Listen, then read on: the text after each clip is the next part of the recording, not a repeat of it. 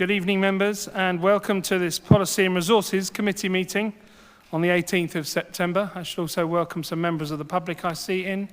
So welcome to the Policy and Resources Committee.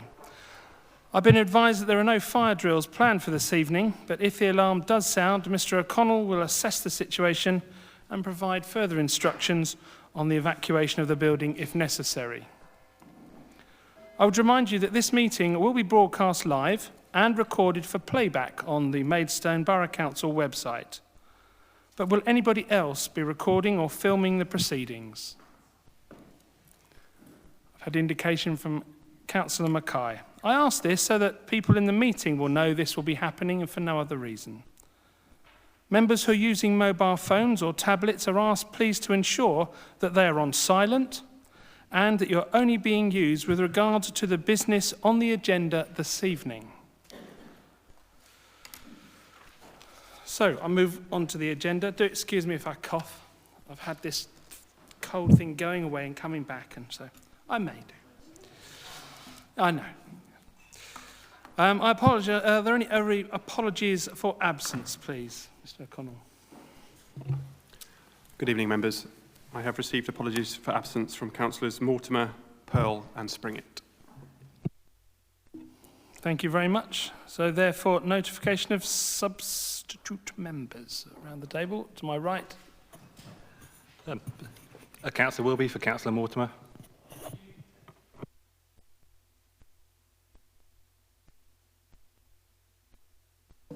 Councillor Garton sitting for Springett.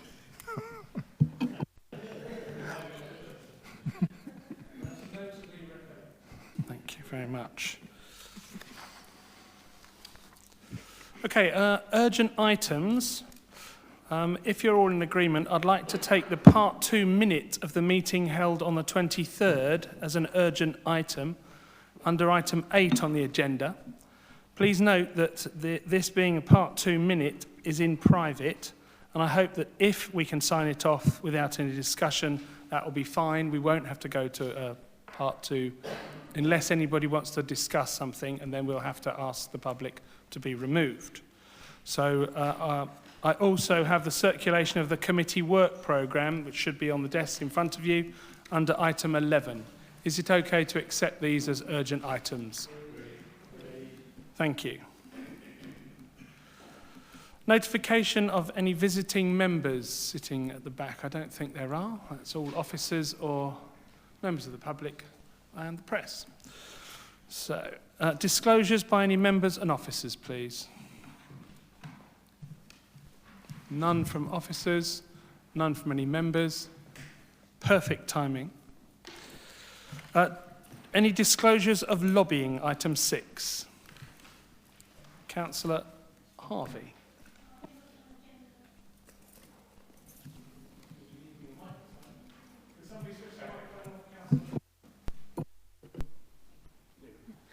I've been lobbied on agenda item 20.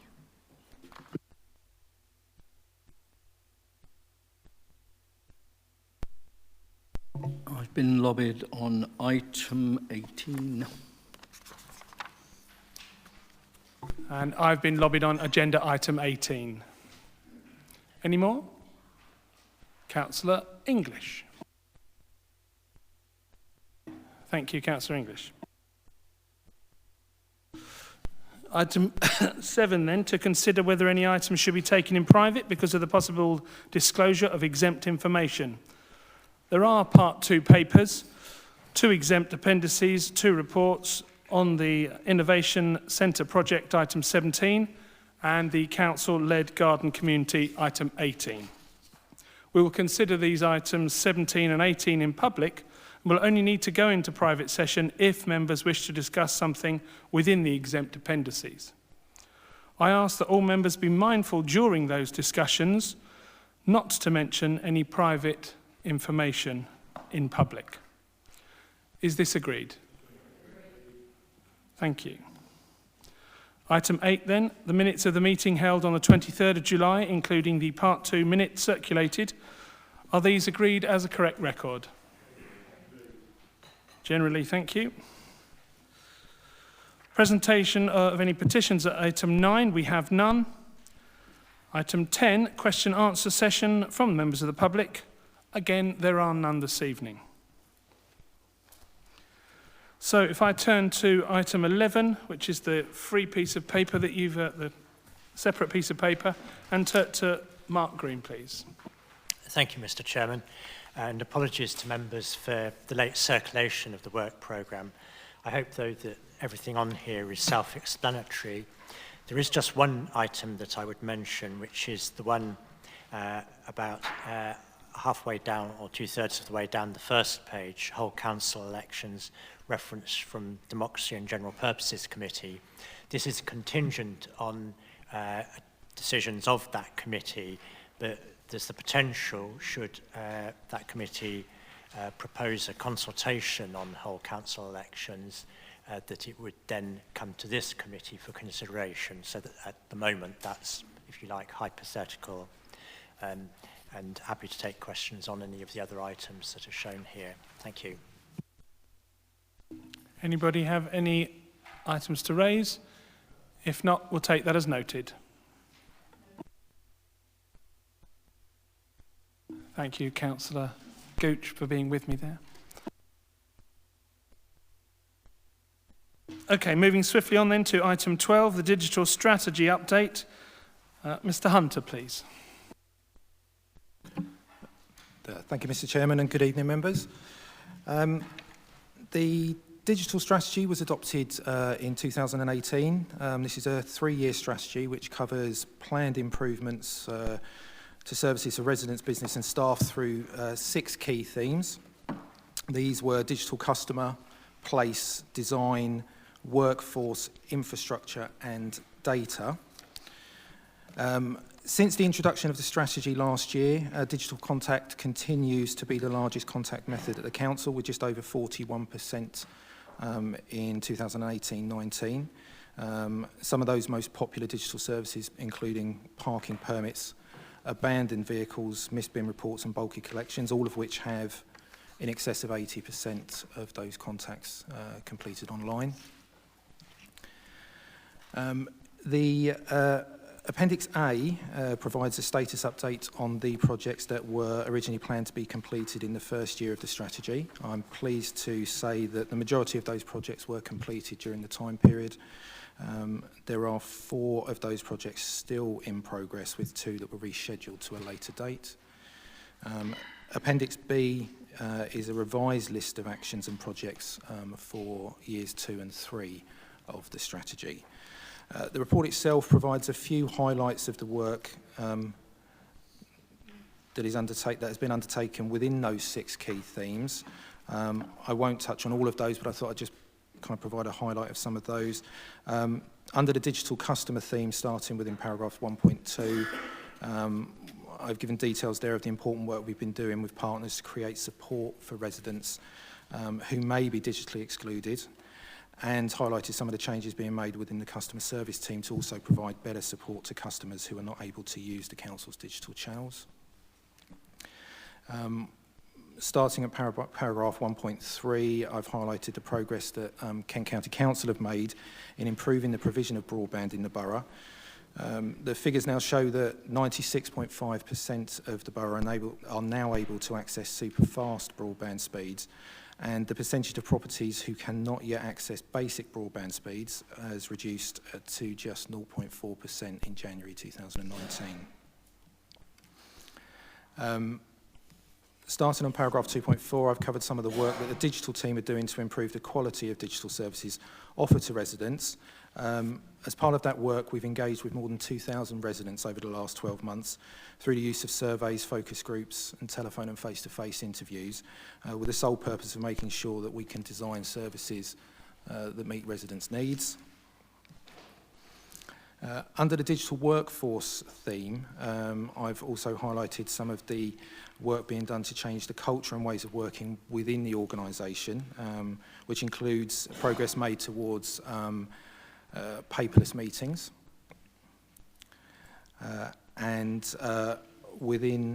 Starting on paragraph 2.6, I've also detailed some of the new technology being used to provide improved services to residents, Perhaps most notably the use of a new service of text message updates for residents to keep them updated about changes or disruption to bin collections. I'd like to apologise because the data is slightly out of date in this report. It should read that there's more than 8.5 thousand residents subscribed to that service, and we've had a lot of very positive feedback in that area. Finally, starting at paragraph 2.7, I've just detailed some of the work being done to use data better to improve services, possibly most notably the housing project, which is quite innovative for the early identification of potential homelessness, which was funded through the Business Rates Retention Scheme. The recommendation within the report asks for the committee to note the progress made within the first year, as well as agree the revised action plan for 2019 to 2021, which is listed in Appendix B. Thank you for your time, and I'm happy to take any questions or comments. Thank you very much, Mr. Hunter, for a thorough report there. I have Councillor Mackay indicating at the moment, and then the duo here to my right. Thank you. Councillor Mackay. Yeah, thank you for the thorough report. And I'm certainly not a dinosaur. I've got a smartphone, I've got a laptop at home, and I think I'm pretty savvy. And I pay my parking fines online. And I try and do as much as I can online. But I'm equally conscious that there are a section of the community that do find access to digital difficult. And while the vast majority of residents of Maidstone have access to broadband, that does not necessarily mean they have broadband piped into their house or pay for it, or have smartphones. When you talk about 91%, 80% people reporting their bins missing, is this via online? Is this because it's so difficult to do it by any other means? I mean, one of the apps I do use is to report fly tipping. And I've got to say, it took me a while to get the hang of it. And I think I'm pretty savvy. It could be an awful lot simpler. I'm sure, you know, it is simple to me now because I've used it a few times. But when people report fly tipping to me and I say, you've got a smartphone, I can't use it. I don't know what you're talking about. Now, I think we need to balance off our need, and I accept there is a need to go digital, with a recognition that not everyone will ever have access to it. There is a balance. So I'm not asking you to draw back. But what I am possibly saying to you is, look at the apps on phones and try and get a feel from people what they can do with them and what they can. How could they be easier? I mean, I noticed in your report, you've got on item 1.2, digital customer, reducing digital exclusion by providing digital skills and access to digital services for all residents of the borough. I'm certainly don't know what you're referring to. I don't know what Maidstone Borough Council do that. I'm sorry if I should know, but I don't. The only service I know in Maidstone is one run by Age UK that does run courses for over 55s on laptops or tablets. But, you know, let's just remember, particularly the vulnerable, that have difficulty with online, have possibly access to online, but let's keep it simple.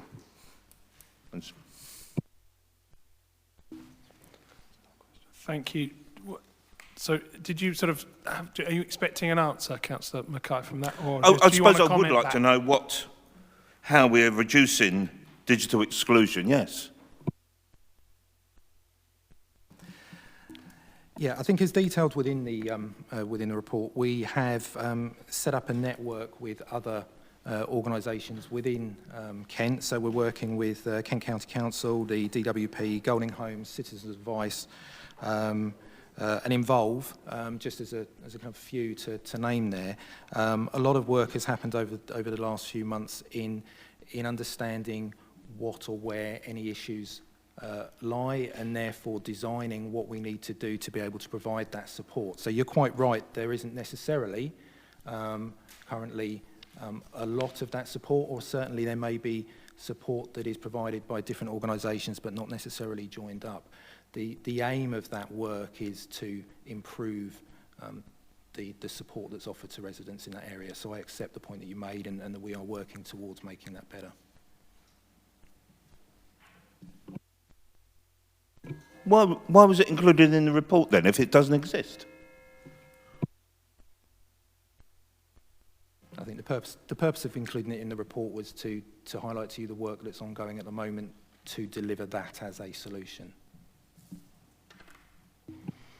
Okay, just to add, I know that when I've been done my back to the floor in the Maidstone link and with the contact centre, they had at least 2 people come in and they were shown how to use the 4 computers or 3 computers that we have in the link, and they were given assistance. That's just one thing that I've seen happen. So I'm sure that the report gives that, but that was just a first-hand response. So to Councillor English, please. A couple of points. First of all, is generally encouraging report. However, just to follow up that point from Councillor Mackay in terms of inclusion, I'm sure it is being done, or if not, will be done, but I don't see any specific reference to, in this report, to accessibility as opposed to inclusion, and they're not necessarily quite the same thing. Now, I'd like an assurance that Kent Association for the Blind and similar organisations have been fully consulted on our website systems and accessibility to them, or if they haven't been, that they will be. Because I have had constituents who are blind who have had problems. So some of those have been resolved as we've progressed, but there are still some issues. And what I think is needed, if it hasn't already been organised, it may have been, in which case, congratulations, a full accessibility audit from the point of view of people who have not necessarily no sight, but poor sight, certainly.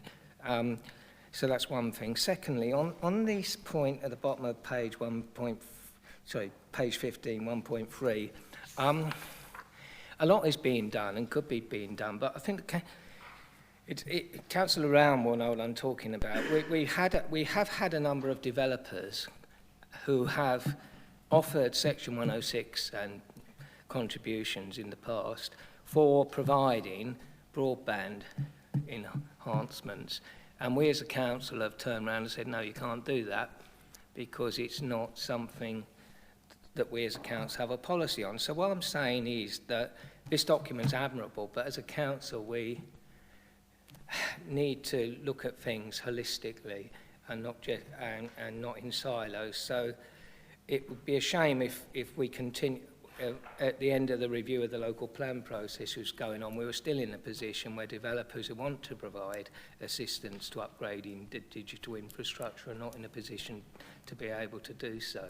So it's just a thought about looking across strategies and doing what we can to link things up. But having said that, this is a very encouraging report, and with a couple of minor caveats, one of which is outside the scope of the report you were writing in the first place. I welcome it. Yeah, so just touching on the initial point around accessibility, it is certainly central to the work we do for all of our online services to ensure they meet accessibility legislation.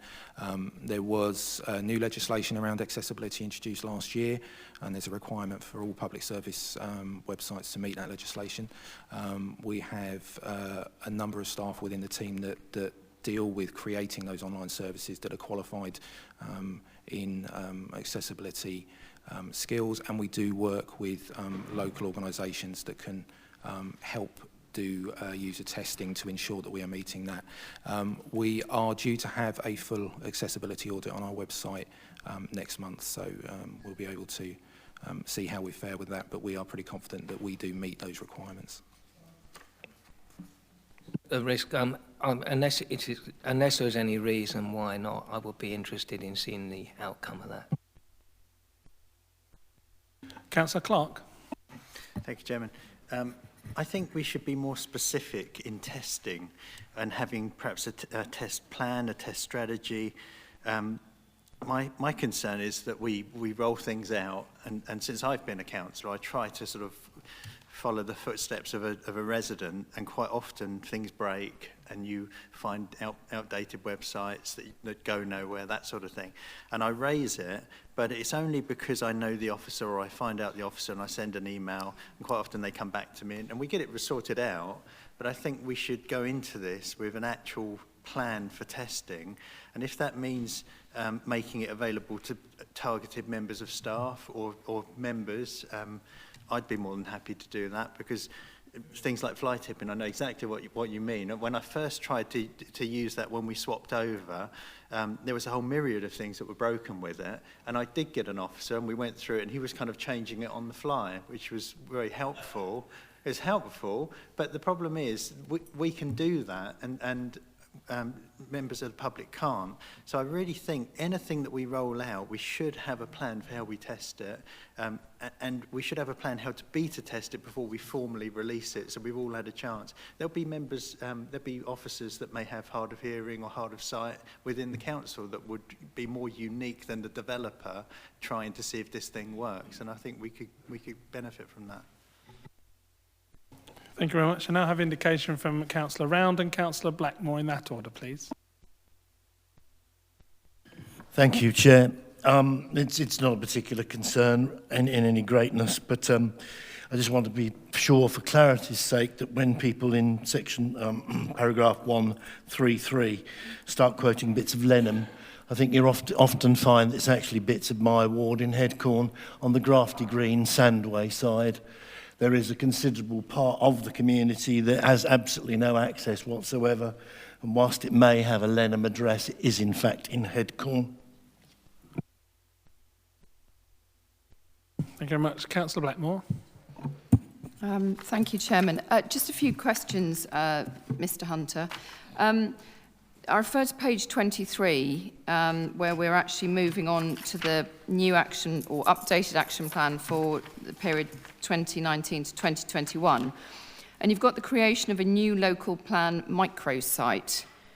That just worries me slightly that for those of us who know where everything is on the main website, you're not trying to sort of hoodwink us and push us off in a different direction, something that some people might not be aware of. Secondly, the web chat aspect, I actually think is a very good idea. Having used web chats on other sites, I think they do work well. Although I am perturbed by the use of bots for simple web chat sites. Can you give me an example of the sort of thing that you mean? You've then got exploring the potential to expand the use of robotic process automation to other processes. I don't know what that means, that's jargon. If you could help me out with that. And the thing I'm most concerned about is the provision of more open data for planning customers. Does that apply to people who are looking at planning applications to see who might have responded to them? Or is that just for someone who wants to make a planning application and they're hunting around the site, trying to work out what it is they need to do and what they need to supply? Because I may have a supplementary for you, depends on what your answer is to that. Thank you. So, Mr Hunter, you've got 3 questions there, I think. If I can remember them in the right order there. So just to reassure you, the creation of the local plan microsite won't substantially move any of the information that you already know. The intention there is just to pull together more of the front of that information so that it sits together better and is easier for people that aren't used to looking at that information or understand where it is to be able to find that. So that should improve the use of that area. I apologise, I need to be reminded what the second one was there. The second one was to do with the use of bots for simple web chat inquiries, if you could give me an example. And then also where it says explore the potential to expand the use of robotic process automation. I don't know what that is. And then the provision of more open data for planning customers, is that to do with how they apply for planning applications or looking up what people have written about your own planning application? Because I know if you protest against a neighbour's application, then I know some people are a little bit concerned about the fact that they could be exposed, that's all. Sorry, so in terms of chat bots, yes, we'd agree that web chat is a useful tool, and we're looking to do that. Chat bots is something that we're investigating about whether or not parts of those conversations can be automated to ensure that the conversation arrives at the right officer to be able to deal with it. So certain options when people first start the conversation, it can try to understand what the inquiry is about, and then route that chat inquiry to the right person. There are a number of these used in private sector organisations, and starting to be used quite a lot in local authority websites now as well. It's very much a view for us to understand whether or not there is a place for that on our website or not. That hasn't been decided at this stage. In terms of robotic process automation, and I think actually the existing process that we have at the moment, or the existing trial that's running at the moment, is something that Ryan is very detailed, and he may be able to provide a bit more of a better explanation of what that actually means to me. But in simple terms, it's about automating simple back office tasks through repetitive kind of processes. So in terms of the trial that's happening at the moment, it takes documents, sorts them and puts them in the right place in very simple terms. So we will look at how successful that is and understand whether or not there is a place for that for other areas. And the last point, which I've forgotten again, sorry, was... It's the reference about the open data for planning customers. Is this to do with when someone's making an application and how they do it, or when they've got their application and they're looking to see who's responded or objected or etc.? Yeah, apologies for that. Yes, no, it's not to openly publicise the comments and information around planning applications, but to provide more details for people around what planning applications are kind of out there. Came as part of a kind of a conversation about making it easier for people to understand planning applications in their area.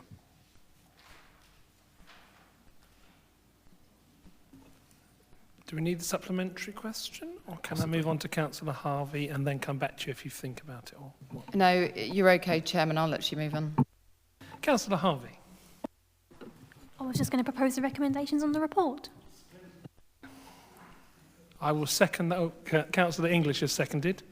So, as on papers, this report makes the following recommendations to the committee. Note the process made in the first year of the delivering the digital strategy. And 2, agree the revised action plan for 2019-21. All those in favour? Any against? That was unanimous. Thank you very much. Thank you, Mr. Hunter.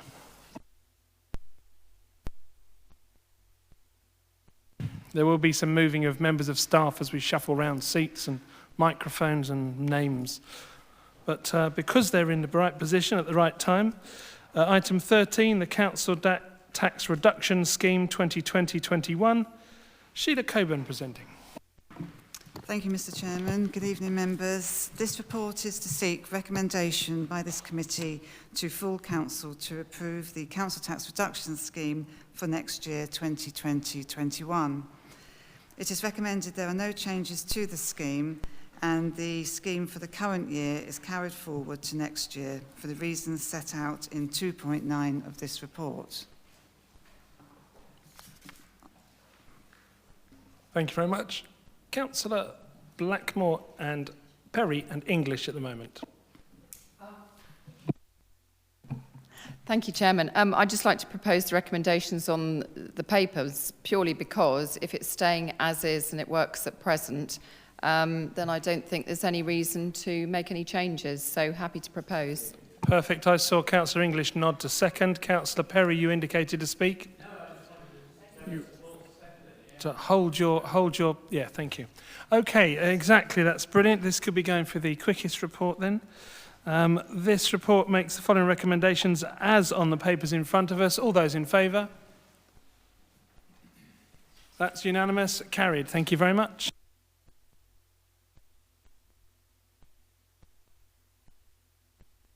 Okay, item 14, Communication and Engagement Strategy 2019-24. Angela Woodhouse to present. Thank you, Chairman. Members, as you'll see, an updated communication and engagement strategy has been produced following the approval of the new strategic plan. The purpose of the strategy is to support the delivery of the Council's priorities through communicating and engaging with our key stakeholders. The strategy sets out the key messages we will communicate, the channels we will use to deliver those messages, and our approach to communications. A high-level action plan for the current year has also been included, with actions planned for each of our 4 corporate priorities, which include promotion of housing initiatives, economic development projects, green and safe initiatives, as well as promoting our leisure and cultural offer. I've also been made aware there may be the odd typo in the strategy. If you have spotted any of these, please can you let me know after the meeting and I'll pick them up and go through them to save going through them now. And I'm happy to take any questions members may have. Thank you. Councillor Perry indicating. Thank you, Chairman. I recall last time I was a bit critical of this. This time I think it's a big improvement, I really do, and well done, if I may say so. It relates closely to the strategic plan, which I think is very, very important, and quite frankly, I'd be happy to move to approve. Thank you. I just saw Councillor Clark there, so Councillor Clark has seconded this. I also have Councillor Mackay, but Councillor Clark, do you wish to speak now? Councillor Mackay, please. Very quick one. Page 36, 2.6. It means nothing to me, but Kantar Precise Media Services, when would we expect to see the first results of that audience reach and impact? And when would it be meaningful?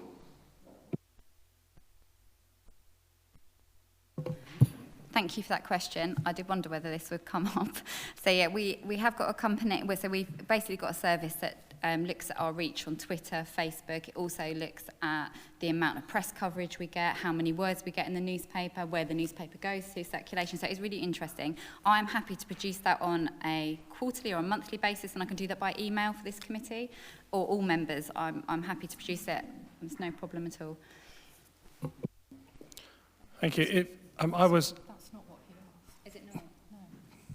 Do you want to repeat the question, Councillor Mackay? Sorry. 2.6 says, we have this year introduced a new service to measure the impact of the activity we undertake using the Kantar Precise Media Services. So this is a new service? Yes, so it's a new monitoring service. It's active at the moment. The team use the information all the time, and I'm happy to share it with members, and I can either do it formally by reporting as I report on the communication engagement strategy, and when I update next I can give you this is how we're performing, or I can share the information more regularly on an informal basis. If I can just... I was curious, send it to me, and if, I'm not asking you to add it to, I'm just curious. If other councillors are curious, maybe they can ask you as well. Councillor Mackay, if I can just add that this is aiming not to necessarily replace, but if you remember, we were sent round what's happening in our local news. This piece of kit, and it happens automatically. It tells us every column, square centimetre where we're appearing anywhere in the country, I think anywhere in the near world. And it also shows us how much that press coverage is worth to us. So it is much more detailed than we've had before. I think come and have a look at in the com section, but you wouldn't want to receive it every day. It is massive, but no. Councillor Blackmore, then Councillor Harvey and Councillor Burton was before, but Councillor Blackmore, you indicated something about this. I did, Chairman. I think really to receive it quarterly informally is more than enough. Otherwise, it's a job creation scheme for someone, which I think is a bit silly and a bit over the top. Interesting what you say about column inches. Would it pick up the article that was in The Spectator about Rambling Man and mentioned Moat Park, which is a little bit off the wall? Yes, it did. It did. Okay. Excellent. In that case, let's see if it picks up when we get reported in China as well. Councillor Burton, please. Thank you, Chairman. I would just like to potentially add something to this from a part of the discussion that we had last night at Communities, Housing and Environment Committee around our new homelessness and rough sleeping policy. So this is one of the key service areas that you're communicating about. And one of the things that came out quite strongly from that meeting was a need to include in some of our reports, but perhaps this could be disseminated through our marketing as well, more regular uses of glossaries of terms to try to demystify some of the things that we do at the council to people who aren't so heavily involved as those of us sat around this table. So whilst I'm specifically talking about the Housing Rough Sleeper initiative here, actually I think that's pervasive throughout everything that we should be communicating. Councillor Harvey. Some time ago at this committee we set up the communication strategy group for members. Does that group still exist?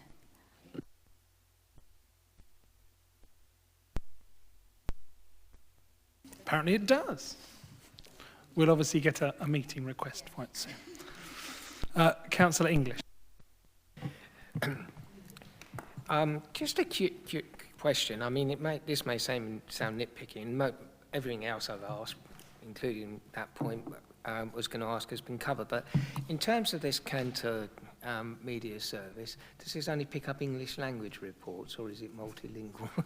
I mean, it may sound bizarre, but many years, when we had the floral sheep, which some of you will remember, it got a lot of foreign language coverage, particularly in Japan and China. Just interested. Well, we've certainly had comments from Holland and things like that recently about what we've been doing in this town. So I'm sure it does, but I don't know if we get the translations, Councillor English. We'll check up on that and get back to you. Okay, right. Has everybody indicated that wish to speak? Marvellous. In which case, as nobody else is, I will, from the chair, move the recommendations on page 32. Is anybody seconding? Saw Councillor Harvey straight. It was at the corner of my eye. Oh, did you done this? Have we done it? See, you're all ahead of me. And the time's gone. Who proposed and seconded? Councillor Perry proposed. Perry proposed. Clark's seconded. Okay, all those in favour? Unanimous. Thank you very much.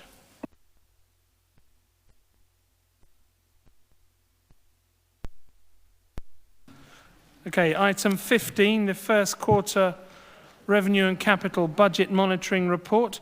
Chris Hartgrove presenting. Thank you, Chairman. This is the first update to the Policy and Resources Committee for the 2019-20 financial year. For the first time, the previously separate update reports on performance and budget monitoring have been drawn together in a single document. In terms of presentation, it will be a team effort. I will be covering the financial aspects of the report, whilst my colleague Angela Woodhouse over there will take you through the performance elements. With regards to the financial aspects of the report then, which are contained within Appendix 1 on pages 67 to 92. First of all, revenue, fairly quiet, as is relatively normal for this time of year, at least in terms of the volume of variances. I suppose the headline news is that overall profiled revenue budget for the council is shown a net underspend of 294,000 at quarter one stage, with the council forecast to just come in on budget with a £20,000 surplus at year end.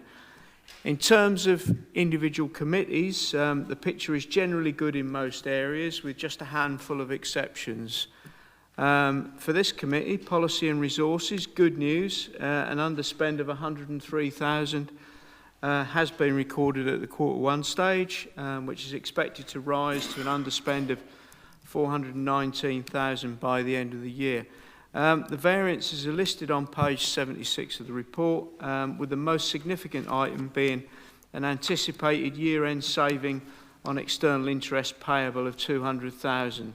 To date, the anticipated need in the budget to borrow in order to fund the capital programme has not materialised. One significant factor is the capital programme slippage, which I will talk about in a minute. Turning to communities, housing and environment then, also a good news story.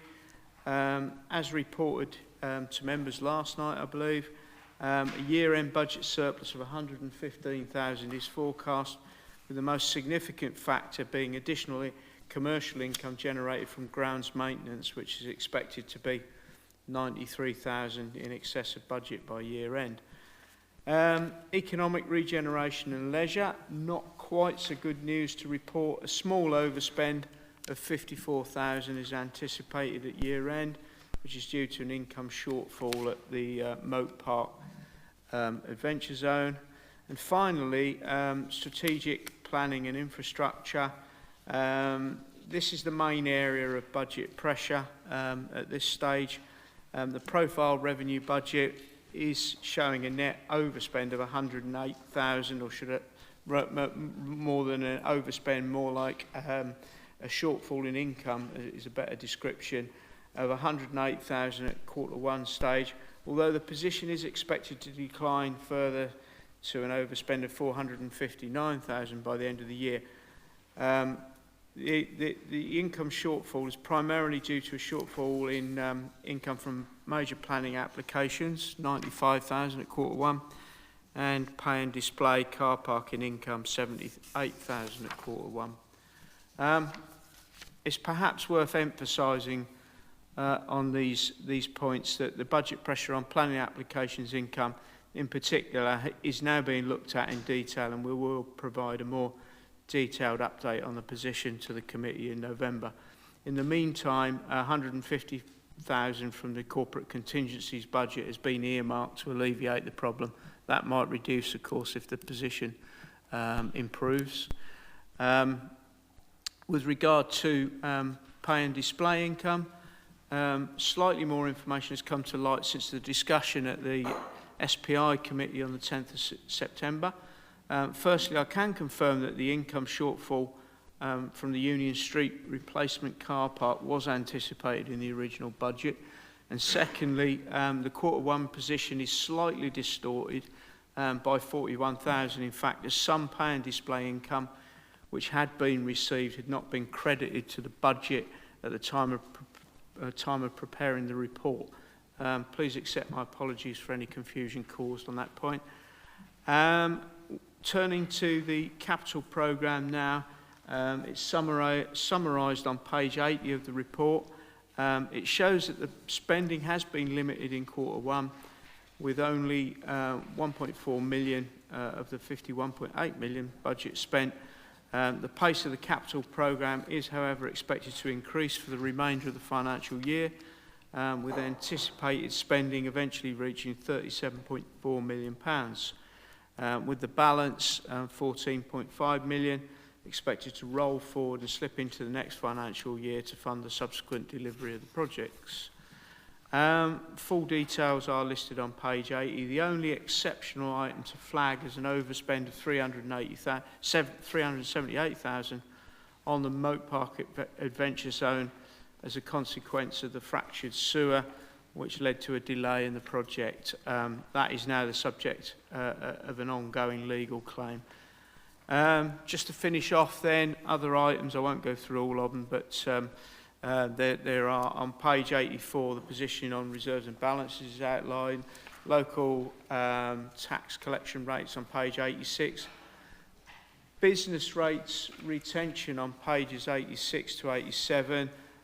Just to mention, we've reverted now to the standard 50% pool for 2019-18. Not as lucrative as 100% pilot in 2018-19, of course, although overall growth is so far slightly ahead of original projections. Treasury management position summarised on pages 89 to 90, and finally an update on Maidstone property holdings on page 92. That concludes the financial aspects of the report, and I will now hand you over to Angela, who will take you through performance. I sense the excitement. Thank you, members. So I'll try and keep it brief. So overall performance is actually really positive. We have no indicators in red and only 3 at amber. So no exceptions to report. And in the spirit of generosity, we have given you information for all the indicators because of this. To highlight the 2 out of the 3 areas that are at amber.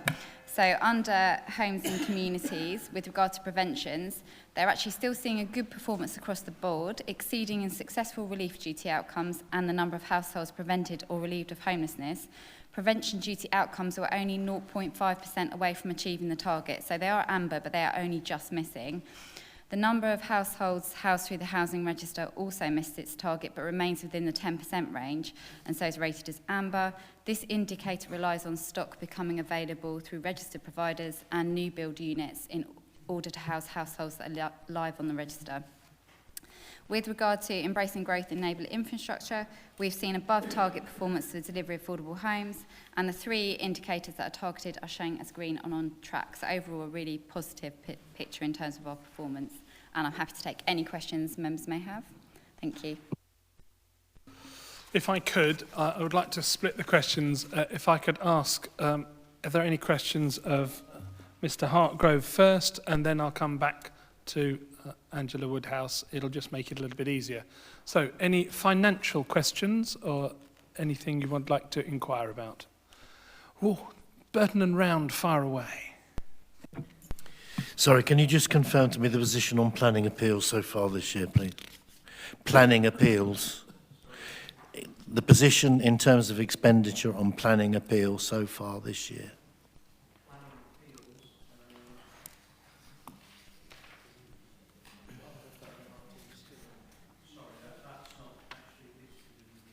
It's not. Okay, right, fine.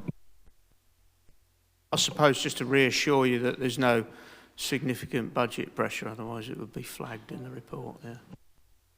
Councillor Burton. Thank you, Chairman. Less a question, more a very brief comment, if I may.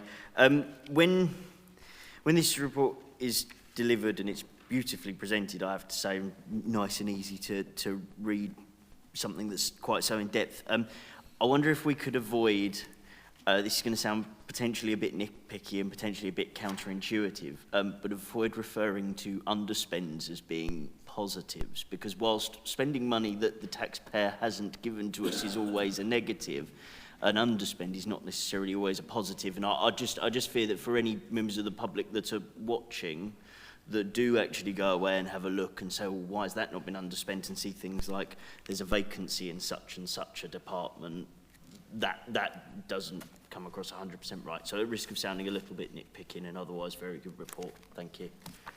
Do you want to make a comment on that as the way it's done, or what would you like? I'm happy to take a consensus from the floor. I could use the phrase budget surplus.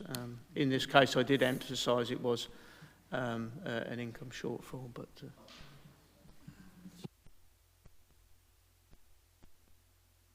Could I just add a tiny little bit of clarity to that? When I'm saying we use positive and negative variances, but it's actually about painting underspend in a positive light is what I was trying to get. It is somewhat complex, but I hope what we've been able to do by presenting budget information and performance information in the same report, we can make the linkages to see whether or not an underspend reflects an under-delivery, or we're still achieving targets but maybe spending less money, or maybe needing to spend more money. So I entirely take your point about unnecessary I'm going to exaggerate to make a point, celebration of not spending money. Yeah, I get it. So I think we can perhaps be a little bit more nuanced in what we say, but I hope that putting performance, both financial and service delivery, at the same place, we can see what the reasons for over or underspending might be. So if that's the financial questioning over, anybody have anything for Mrs. Woodhouse? Excellent. Right. Okay. In which case I will not ask you to dig any deeper. I would just like to say that obviously this would indicate that things are progressing in a fair to encouraging way. And I think if you look at even the footfall in the town centre is up by 50,000 visitors, more than we were expecting. Footfall in the museum is up by 4,000. Visitor information centre, people are even starting to go and use that. So it's absolutely brilliant. So I need to just jump to the front page, if I may. So what do we have? Is it? Yeah, got it. So recommendations as on page 61. Anybody wishing to propose? I can, if you wish. Councillor Gooch seconding. All those in favour, please. That's unanimous. Thank you very much.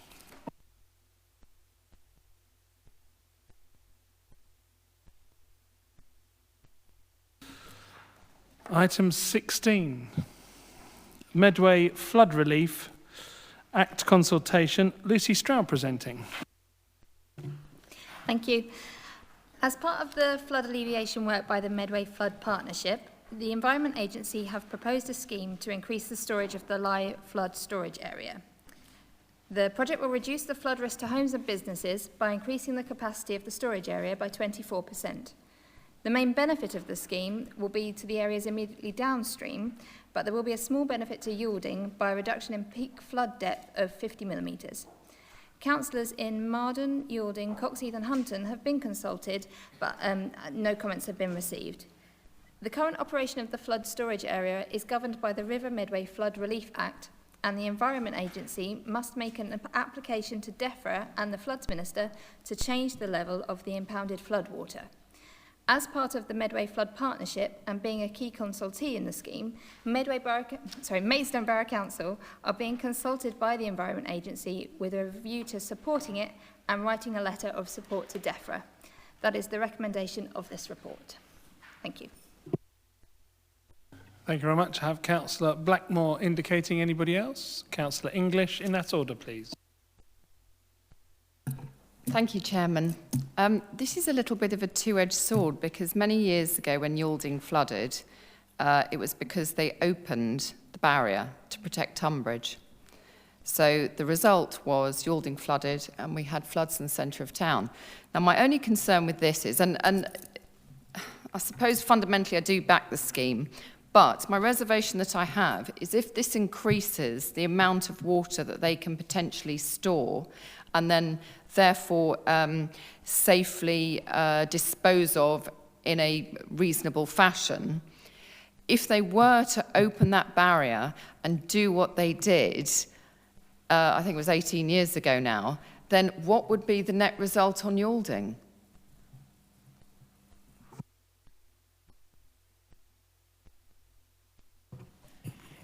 I think that certainly the issue when floods took place in 2013, which I know is more recently than 18 years ago, was, as I understand it from the Environment Agency, it was very exceptional circumstances, and they actually dispute that events took place exactly as you describe. So I think we do have to rely on the Environment Agency's management of the flood barrier, and that they do anticipate if there are pressures upstream and regulate the flow. But on balance, I think the fact that there's going to be more capacity in the live flood barrier means that, generally speaking, areas downstream should be safer. I'm sorry, Chairman, I have to come back on that point because my recollection is that the floods that occurred in 2013 were not because they opened the barrier in Tunbridge. my understanding was that was due to a freak set of circumstances, high winds, high tide, goodness knows what else. So and exceptionally heavy rain, and the ground was already waterlogged. So I think that's quite a different set of circumstances, if I may correct you, Mr. Green, to when the barrier was opened. And I go back to my original question, which is, I am mightily concerned if you've got 25% extra storage and they do open the barrier, then not only will Yalding flood, but where else is it going? So can anyone answer that, please?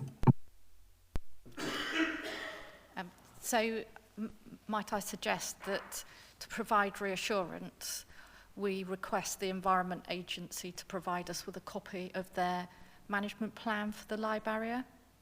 Would that assist? Okay. Sorry. Thank you, Mrs. Broom. That would be very helpful. I'm sure it's all been tried and tested, but of course, anything that you change in one area, it's the law of unintended consequences. You can never be absolutely certain. I know they can model it as best they can, but of course, all we need to have is heavy rainfall that's already occurred and already waterlogged ground, and who knows what will happen. But that would be very helpful. Thank you. Should we have that as the third recommendation then? Yes? Okay. And would you propose that then? Yes. Okay. Right, is that seconded by anybody? Councillor Garton. Sorry, I saw him just in front of you. So, does anybody have any further questions? Councillor Hart, yes.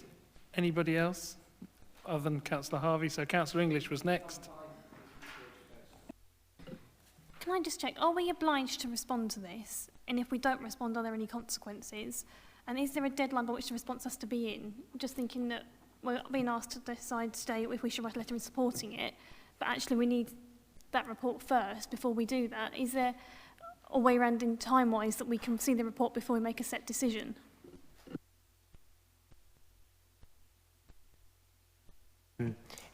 We're not under any obligation to respond to the consultation. This is genuinely asking members whether they think this is a worthwhile thing to do. From an officer point of view, we think it is a positive step. We think it would be appropriate for the council to support it, but it's entirely up to us whether we do that. So far as the deadline is concerned, there's no formal deadline, but the Environment Agency, I know, would like to press on with this legislation as soon as possible, because until it happens, then they can't actually commission the work on the flood barrier. I think putting the recommendation as mentioned as a third recommendation, I think should sew that up. And certainly, I mean, we could say, would you please respond to the question, can you show us? And then that comes back to us anyway. It's not going to happen overnight, this change. It's going to take time, so I think it's worth commenting on. Councillor The proposal in itself, I think, is merited, and we should support it. In theory, of course, if you have a larger capacity, in those, unfortunately, not as rare events as they're supposed to be, one would have to open the barrier less often, one would hope. However, the fact of the matter is these flood defence schemes are always a process rather than something that you do and it stops. They have to be managed, they have to evolve, and therefore getting a copy of the management plan and any further iterations and changes to it that are made, and there will be changes and iterations made, so we perhaps ought to add that to the recommendation,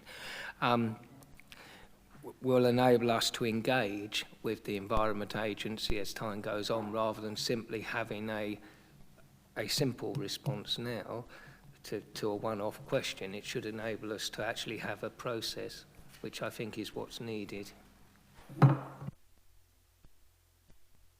Okay, we're just making the amendment and putting that into the recommendation section, but are you all happy with what you've heard the third item will be? We'll pick that up in the video for clarity. So it's been proposed and seconded. All those in favour? Against? Abstention? Okay, that's carried. Thank you very much.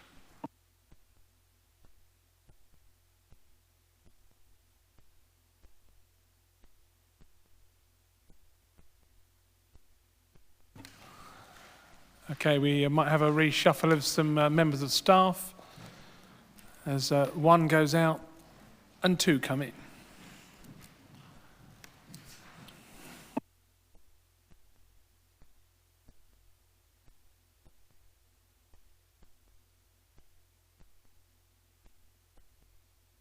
I'll just let them get settled for a couple of seconds.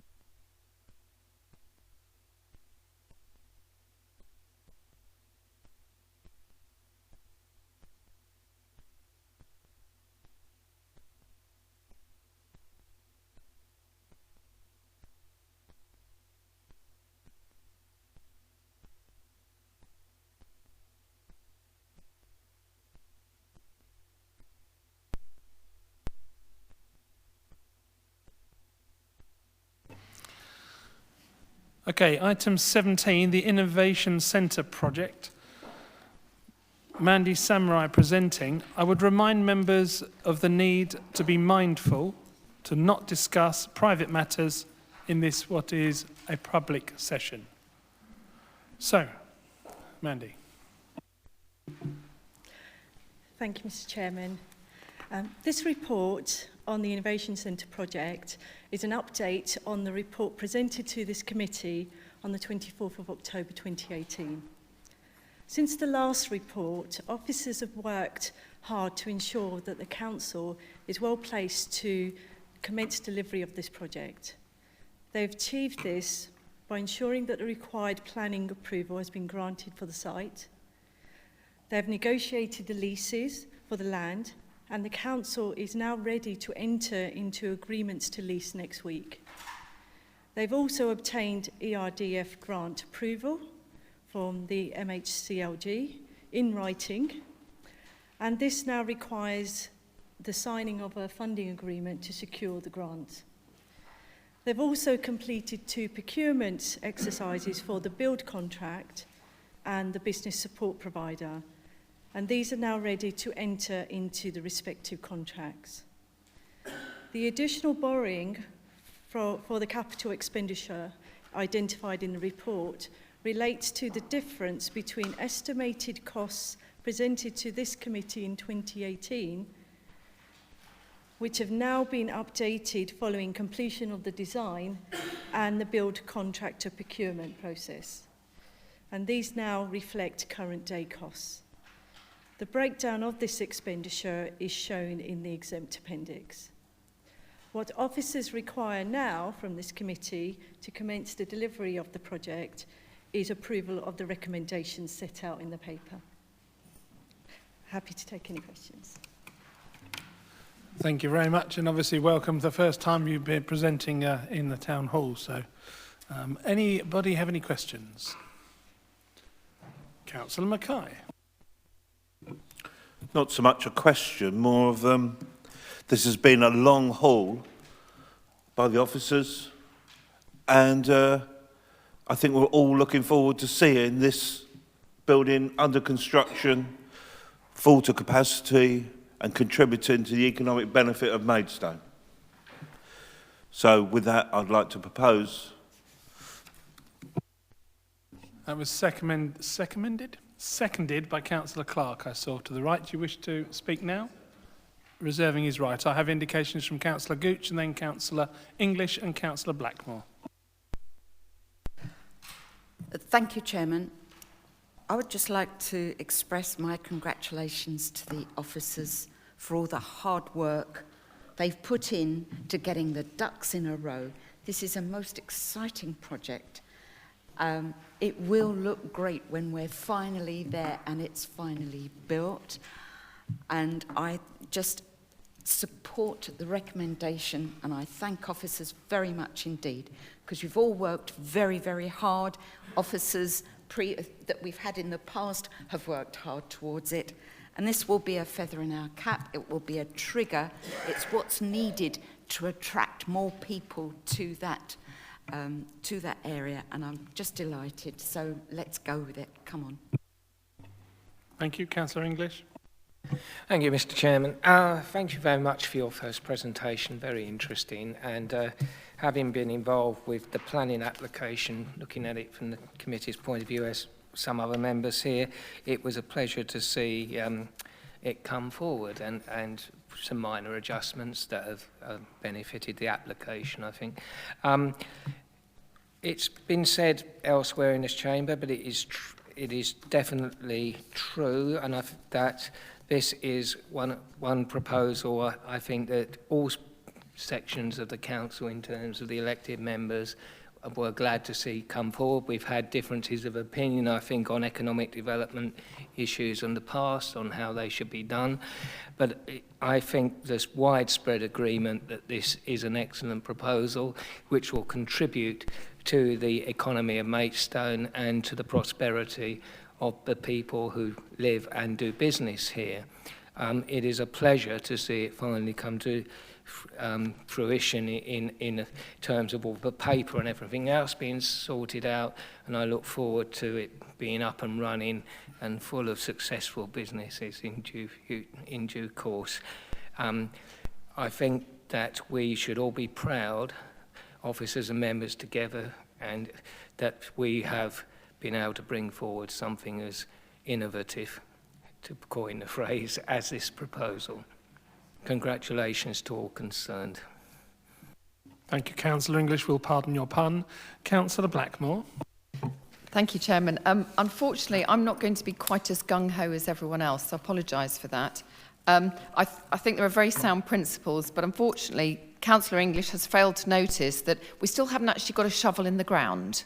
So, as far as I'm concerned, this is still quite early days, and I note there has been an increase in the costs. Am I allowed to say the percentage? No, I'm not allowed to say the percentage. Okay, so there's been an increase in the cost. I will stick to that. Am I allowed to ask what kind of contingency is in the budget? I know you don't want to go into part two, so I'm trying to be really careful as to what I say and what I don't say. What current contingency is there in the budget at the moment for this project? How about, is there a contingency? Okay. And is that erring on the side of caution, or is it just there as a token gesture?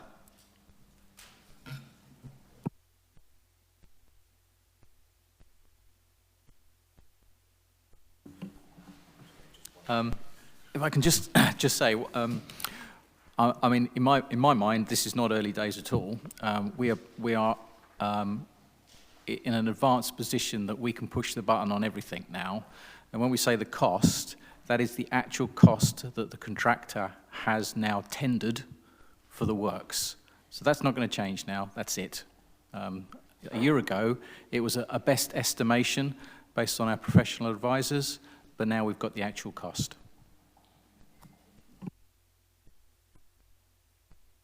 I accept that, Mr. Foster. However, bearing in mind Brexit is causing uncertainty all over the place, and our contractor has bid on this, who knows what will happen to the contractor's business, etc. So I'm just a little bit concerned about contingencies. I accept what you're saying about contract price, absolutely right, but if that contractor went to the wall, doesn't necessarily mean that someone else is going to take it over at the same price.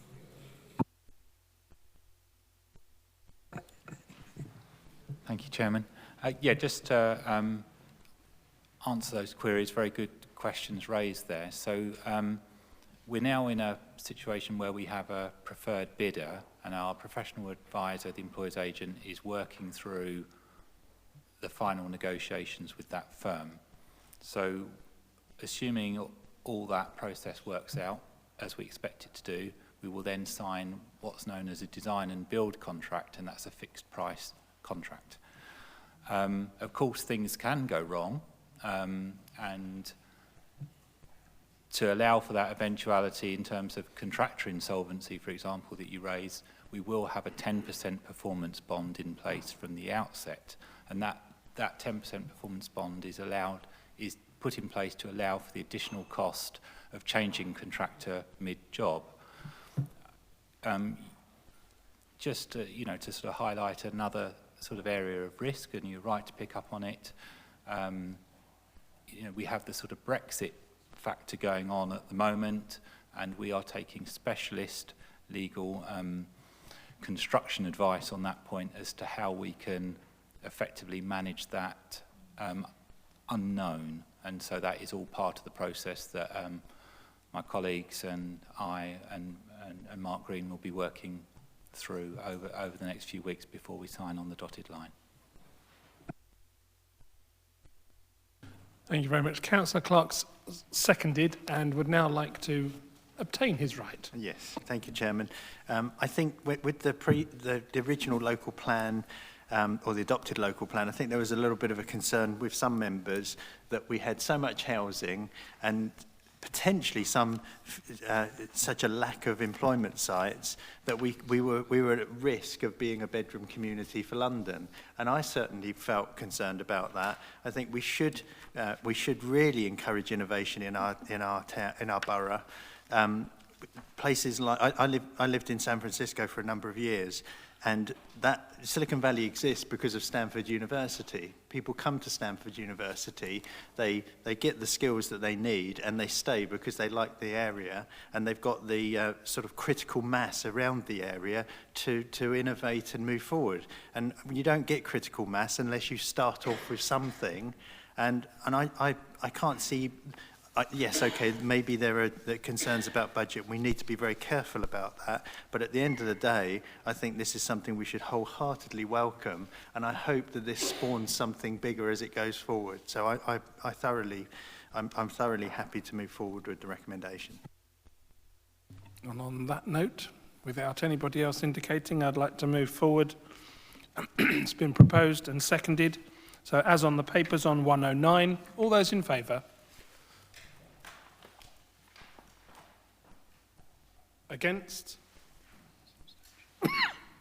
That's coughing for abstention. Thank you very much. That's all agreed. Thank you very much for presenting.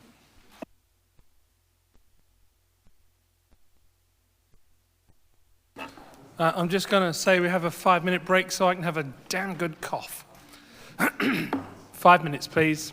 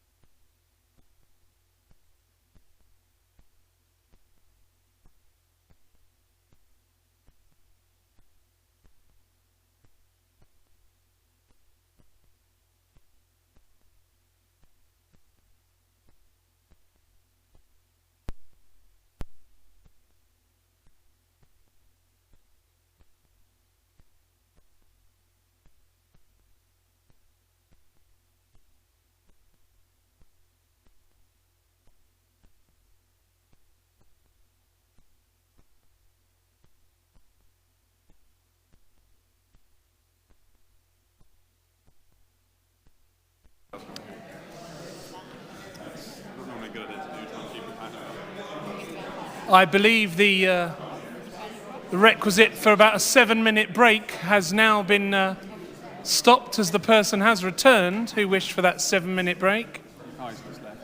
Oh.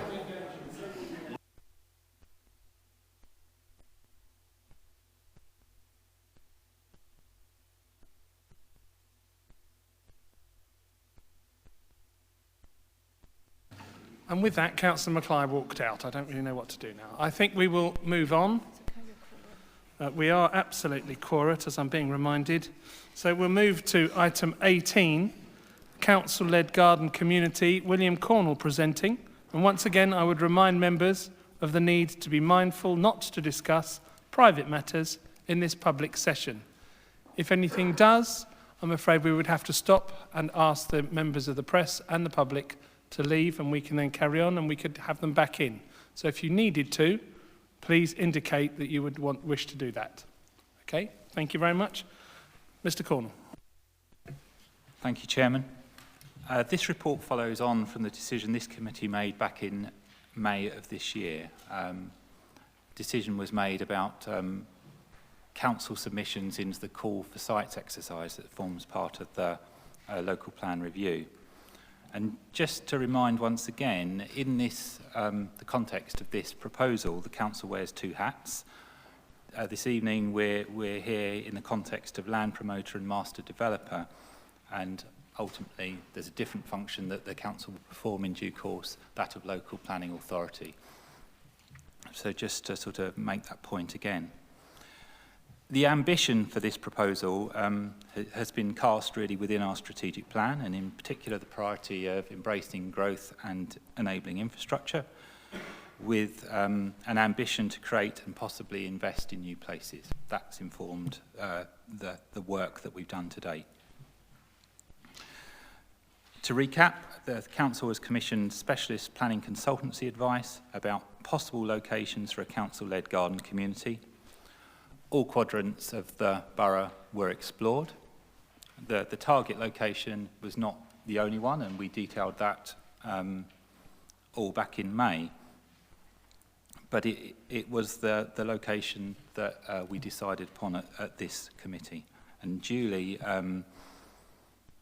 the proposal was submitted into the council's own call for sites exercise back in May.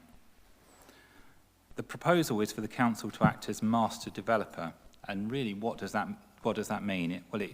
It means taking a controlling interest in the land, to lead the design process and the master planning process, to enable the required infrastructure, to identify suitable development partners, and oversee the stewardship of the new community. Expert property and business planning advice has been commissioned, and that's provided as your appendix, and that looks at the project as a whole and demonstrates, with the information that we have here today, that the project as a whole is financially viable. Commercial discussions with the principal landowners are underway. And to recap, the Strategic Planning and Infrastructure Committee will consider this proposal against others and together with others received in the call for sites exercise in due course. The report seeks approval to continue to pursue this council-led garden community in the target location, and I'd be pleased to take any questions. Thank you. Thank you very much, Mr. Cornwall, for bringing that all to a nice summary. Anybody wishing to indicate to speak? Councillor English. Obviously, the council has different hats that it wears.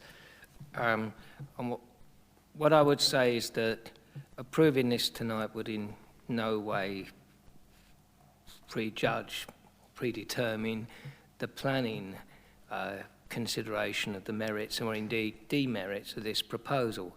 What I would say, however, from a planning point of view, is that there are some principles that one could bear in mind in terms of looking at a local plan making process, which could be said to be relevant. We have, as council, the media, public, often lamented our lack of control over what development comes forward, the lack of infrastructure on site and around site when such proposals come forward. So in principle, theoretically, having the council more directly involved should in theory address some of those concerns. Secondly, when making a local plan, consideration should be given in a broad sense to all plausible, perhaps I should say, all deliverable approaches to plan making.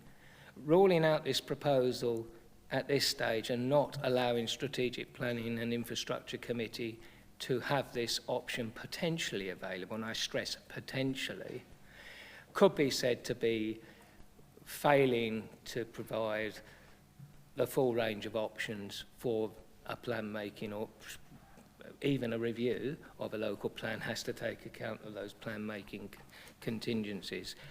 So the principles are clear.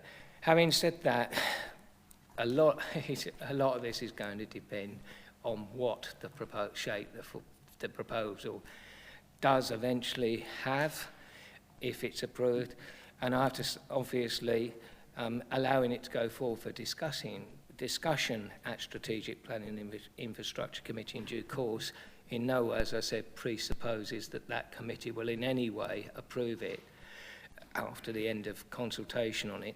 But I do think we would be remiss in a number of ways to simply rule it out at this stage. And I think that on balance, we should move the proposal forward. It may well be that once we've seen what it looks like, that's it. But I think we should move it forward for now. Thank you. Councillor Perry. Thank you, Chairman. Yes, I think we're all aware of the issues, at any rate, and some of the sensitivities surrounding this. It's very important. There have been Chinese walls, and I think that's been very well handled by the organisation. So I think that's been very, very good. I think there are real benefits to this because potentially the infrastructure is so important, and the development of this type would really help to develop the infrastructure. I think it's one of the fundamental points behind this whole idea. The recommendation is quite cautious, I think. So, and like Councillor English, I understand where he's coming from on the planning side. I can certainly support this, and I strongly support it, actually. And I will second, if Councillor English has moved, I would be happy to second it. I think it's a radical proposal, and I think that's innovative, if I can actually say the word this time of night. And I think that's a good thing as well. I think the officers have done a tremendous job in reviewing this, working it, and I know it's behind the scenes. There's been a lot of work on this, and I'm sure it will continue. So we're at we're at several stages here, and this is perhaps at an earlier stage, but I think you do need the green light to continue this. And I think the recommendation is very well worded in that sense. So I do support the recommendations. I support the whole paper. I think it's been very well presented, very well worked, and I much appreciate the thinking behind it. So I was happy to second Councillor English.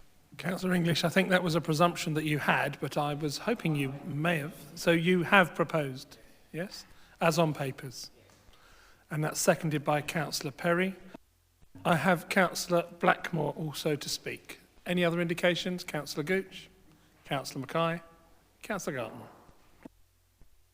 Okay, thank you, Chairman. I note on page 120, 2.3, we're talking about circa 5,000 homes.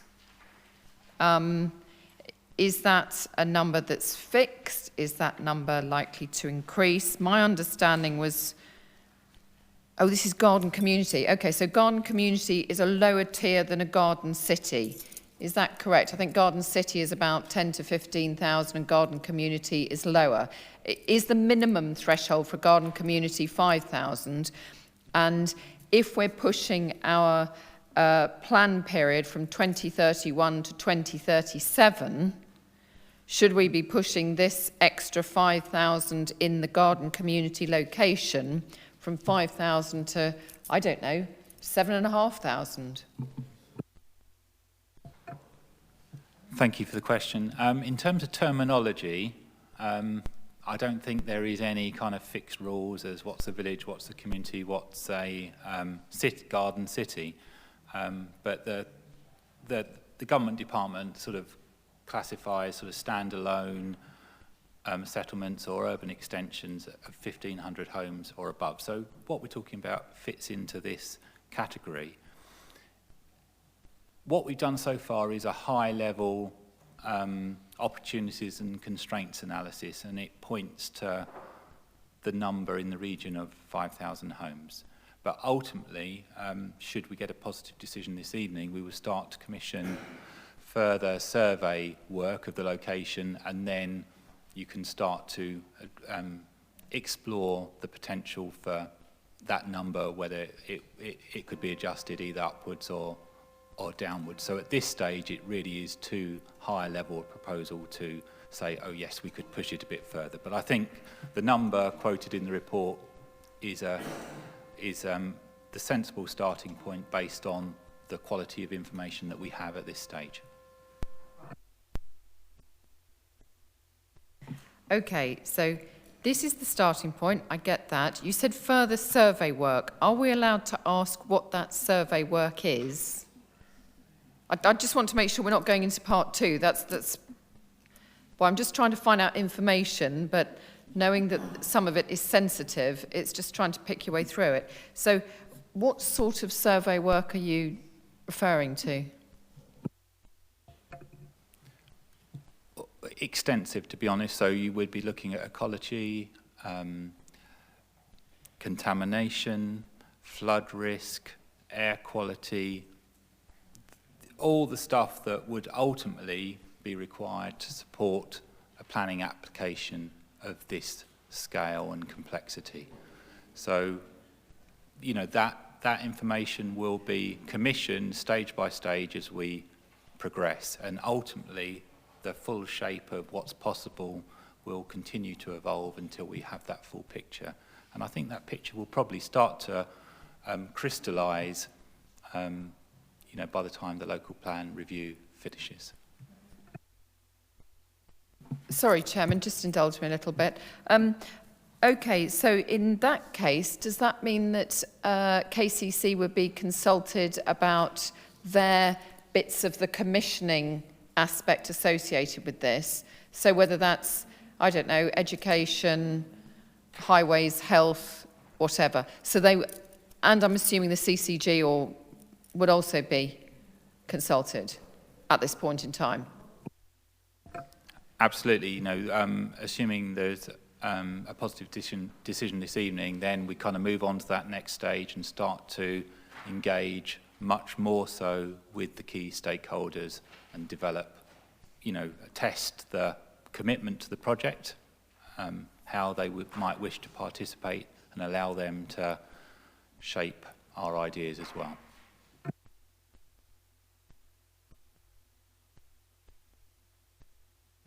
Due to the glazed look, I'm going to move on.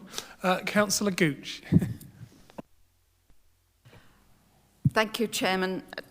Councillor Perry rather took the words out of my mouth. I mean, you beat me to it, John, so slight complaint there. I do think that the Borough Council, this is the one unique position we are in as a Borough Council. We are fortunate enough to have the skills and the legal ability to actually try to bring a vision together. And I just think it's that uniqueness that we're taking advantage, that we have the potential to take advantage of tonight if we want to just move it on a little further. And again, I'd like to thank our officers for the very skillful way they have been dealing with a very sensitive but necessary issue. And I know that you've tried to put as much as you can into both this report and the report that we looked at in May, and some things have had to be sensitively put into part 2. But even so, we're able to look at this and think, yes, this is something that is unique to us. We can do this and we should go with it. And I just wanted to thank officers, and well done for a well-written report and for all the work that you've done and for all the thinking behind the scenes. So thank you, Chairman. That's all I'd like to say in support of the motion. Thank you very much. Councillor Mackay.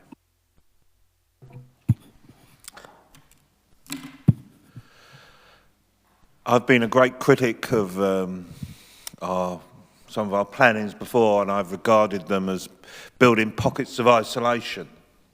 This is an ambitious initiative. It certainly would not be risk-free. There'll be a lot of learning to go on here.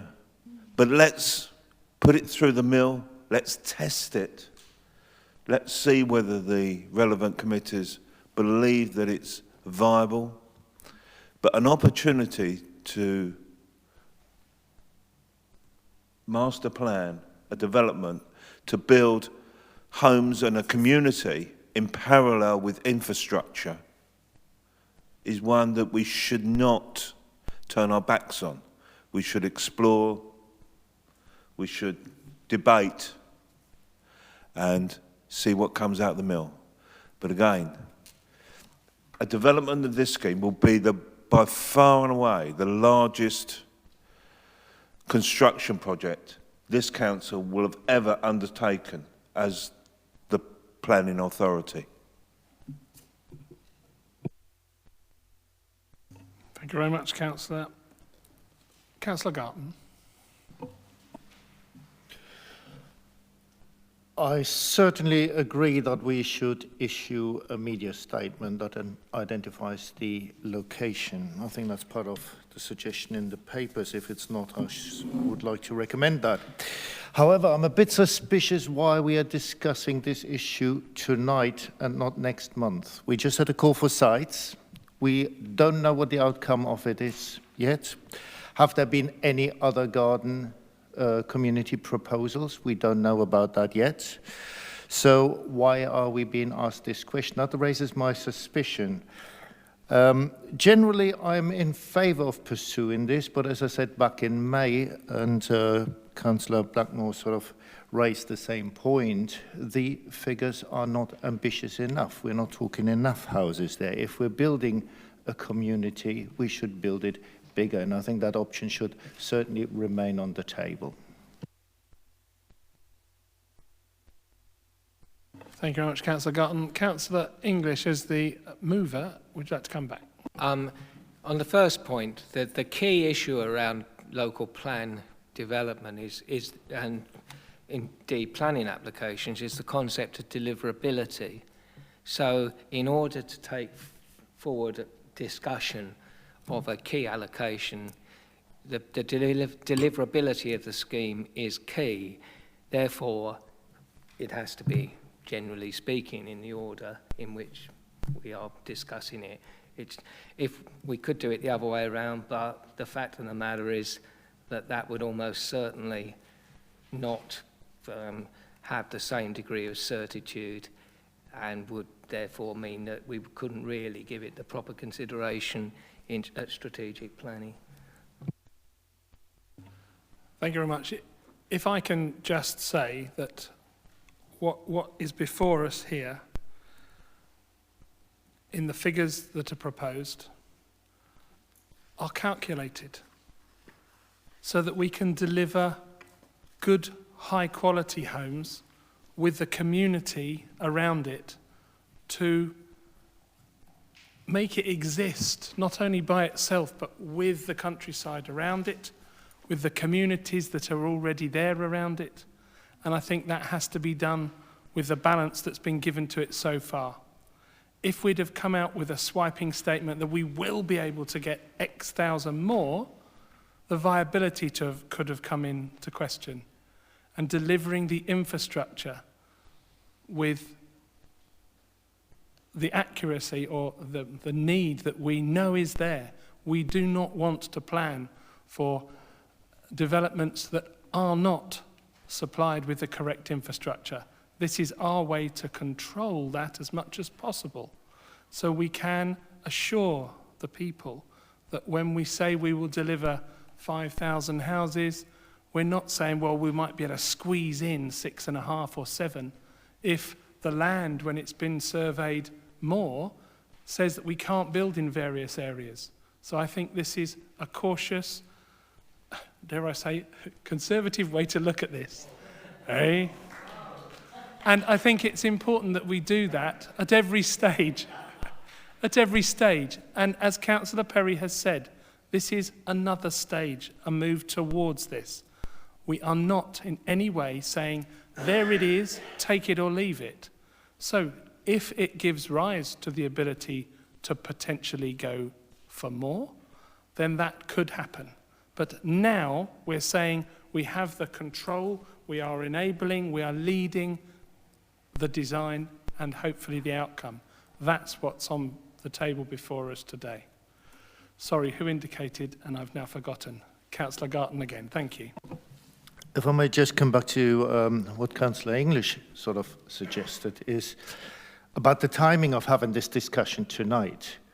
Are the potential developers, who we don't know who they are, of possible other sites who put in their papers for the call of sites, are they having the same discussion tonight of, are we continuing if we get the councils say so? I think this is not the point. We made the decision in May to go ahead with this plan.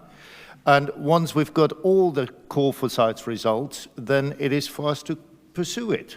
It's only a question of timing, but I totally see you're conservative in small points about the numbers, and I will support this with disregarding my initial objections about the numbers tonight. I really want to assure you that I'm sure that if there are other people in the same situation or type, it may be smaller, it may be larger if they've found somewhere. They could well be doing that, but we are on the outside looking at this in a controlling situation. And controlling is the wrong word. The leading way to say this is what we want to achieve. The Chief Exec has something to say. I'd just like to reiterate a point that William made at the beginning of his presentation. We need to recognise the council has more than one role to play. In making the decision on this evening, you are making the decision in our corporate capacity, not as the local planning authority. If you make a decision to go through further steps with this project, then it will be considered alongside, and as William said, compared to and looked at cumulatively with other proposals coming forward through other submissions in the call for sites. And given that we issued a garden community prospectus, then we were signalling our openness to receive those types of proposals. On this occasion, the council, perhaps quite unusually for us, has decided in May to progress an idea. And what we're asking you this evening is, given the further work that's been done, do you want to continue along that line? And if you do, then we will put that information more fully into the public domain. And that means that the subsequent work by the local planning authority is complemented, if you like, and this information gets shared a lot more widely. We thought it was important to invite you to make a decision around that because of the timing of the local planning authority's work on the local plan review. So that's why we've brought it now. And as to your question concerning our other proposers or possible proposers of similar types of proposition going through the same process, then it will be for their own governance arrangements to handle whatever proposals are coming forward. Ours is through this committee, And so that's why we've brought the report here.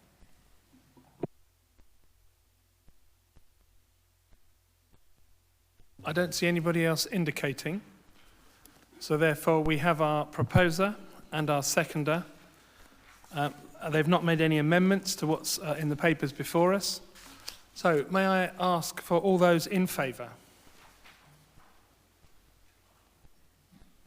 Against? No abstentions? That is carried.